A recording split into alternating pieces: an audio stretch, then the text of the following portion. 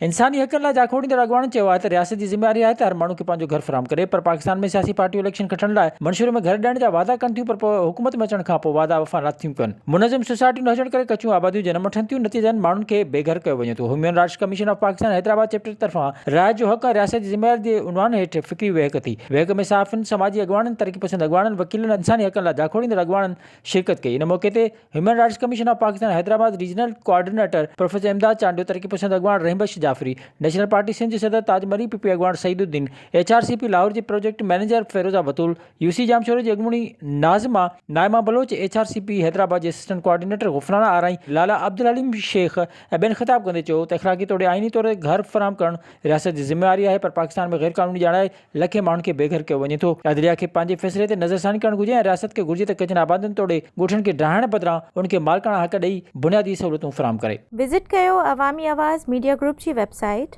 awamiawaz.pk